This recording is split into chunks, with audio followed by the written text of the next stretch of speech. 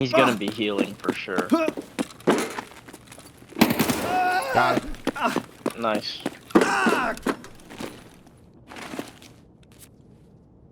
Oh yeah, nice AKM. And a Corund. How's his Corin look? Black.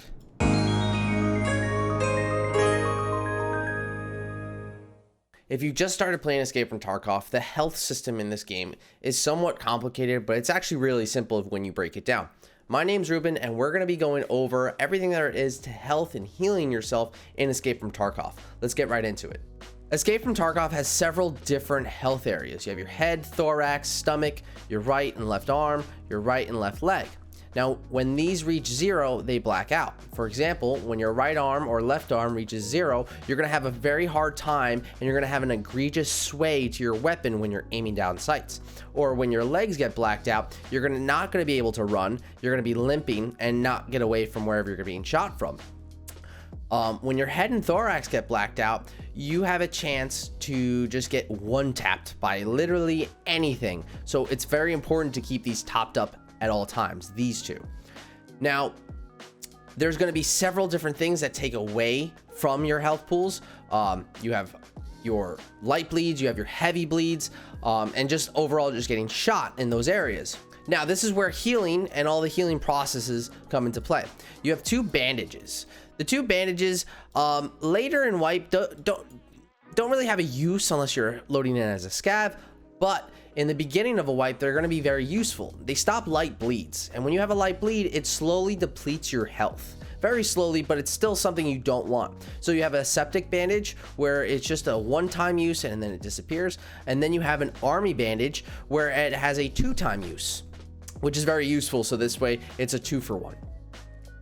Next, we have an AI2 that's going to replenish health. It has a total of 100 HP in it. The AI2 just is for healing. It only has 100. We call these cheese because it looks like a American slice of cheese, but they're going to have a very limited use, but they're still useful in the beginning of the wipe.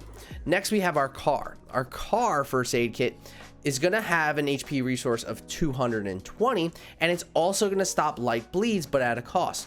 It's going to take away 50 HP to stop a light bleed, but it's going to heal you as well.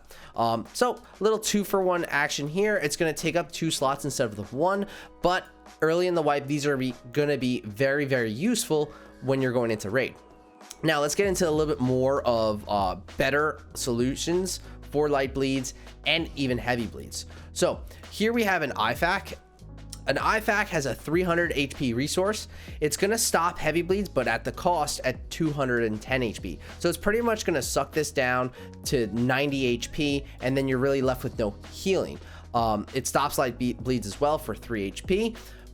I would mainly use this for any light bleeds or less and overall healing. I wouldn't use this for a heavy bleed, but if you need to, use it. New on the list is going to be an AFAK. An AFAK is pretty much just a beefier version of an IFAK. They just released this in this patch, and it's a 400 HP resource. It stops a heavy bleed at 170 HP, so not a high cost, but it's still gonna deplete almost half of the whole health pool. Stops the light bleeds, and again, it's going to be very useful. I think the AFAK and the IFAK are going to be 2 very useful, and I still use them till the end of wipe. Very highly used things to heal you up and to stop some light bleeds. Now we're going to get into my favorite one, the Salewa. The Salewa has an HP resource of 400, so it's just like the AFAK. It's going to stop light bleeds at 45 HP and stop heavy bleeds at 175 HP. Very similar to the AFAK, and arguably, it's your choice, your preference at this point.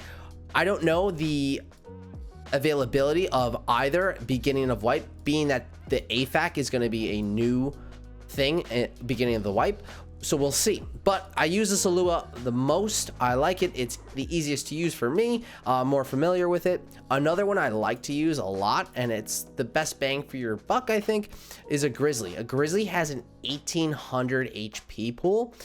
It's gonna also remove fractures and contusions. Fractures are really annoying whenever you're jumping from a high place. Sometimes your ankles break, or when you get shot in your arms, fractures can happen. They can actually do the same thing as if your arms or legs were blacked out. So that egregious sway or that limping will occur. It also stops light bleeds and heavy bleeds. Being that this is obviously they call it a Grizzly for a reason. It's the biggest one. It's going to take up the most slots, but it's going to stop the most. So this has a lot of uses.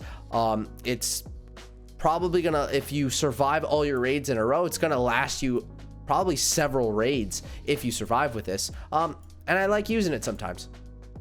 Now, the two biggest things that I think everyone should have in their kit are either an Esmarch or a Hemostat.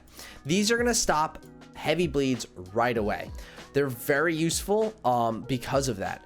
Heavy bleeds deplete your health very fast. Very different from a light bleed. Light bleeds are very slow. You can kind of get away with not really healing it as early on as you would with a heavy bleed. A heavy bleed, you really need to address it right away. With an Esmarch, it only has a one-time use, so then it disappears when you're done with it, and it stops that heavy bleed though. But the Hemostat, what I like about it is that it has a 3 out of 3 use. So even if you stop one heavy bleed, you have still 2 more uses for it, and it's a little bit faster, 2 seconds faster than the Esmarch. Next, we have our Splints. Our Splints are really important. These are always good to take with you if you don't have a Grizzly. They're gonna stop your fractures, or not stop your fractures. They're just gonna help your fractures and heal your fractures. So we have the first Splint here as a one-time use, much like the Bandage.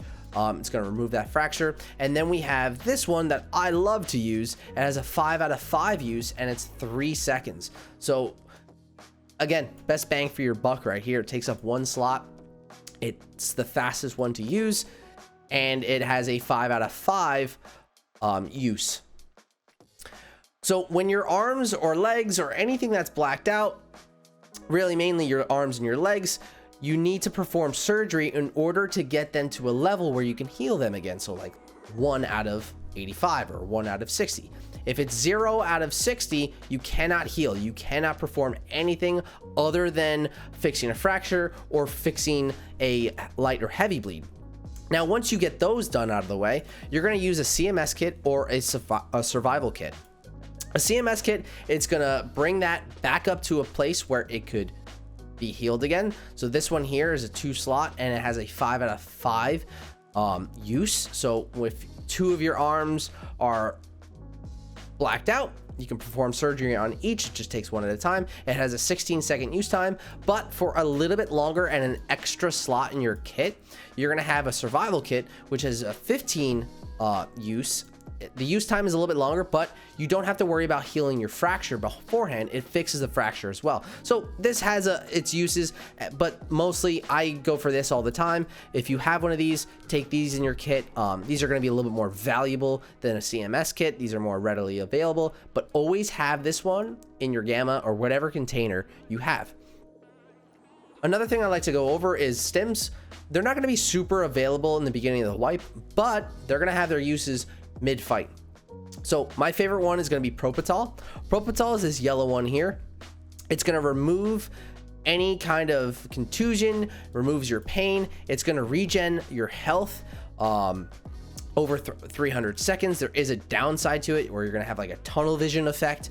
But if you're mid-fight and you need to regen some health, you don't have any bleeds to really address, use this. It's a quick 2-second use. Your guy's gonna pump it right in his arm and you're ready to stay in the fight.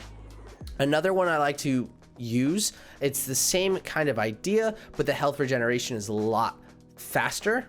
Another stim I like to use is the regen stim. It's green. Green means good. Green is health. Over 60 seconds, it's gonna regen your health very fast, especially if you need to keep your head and your thorax topped off, and keeps you in the fight. And the last one I like to talk about is the Zagastine. It stops light and heavy bleeds, and it prevents new bleeds. So if you have a bunch of different bleeds, like 3 heavy bleeds and a light bleed, and you're still mid-fight, pop one of these. It takes 2 seconds and all your bleeds are gone, and it's going to prevent any new ones from happening. Stimulants are definitely not your main source of health. They're they're gonna have their uses, but up here, these are gonna be the most useful things to keep you topped off, keep you in the fight, and keep you living longer during a raid or during a fight. If you guys focus on these, practice key binding them so that you can pop them right away so that you can survive longer, you're gonna have a better time in your raids. If you guys enjoyed this video, please drop a like, drop a comment. I stream Escape from Tarkov Tuesday, Wednesday, and Thursday at 8:15 p.m. I would love it if you guys stopped by and said hello. I stream sometimes on the weekend as well, a little bit longer. And that's it, guys. I'll see you guys on the next one. Peace out.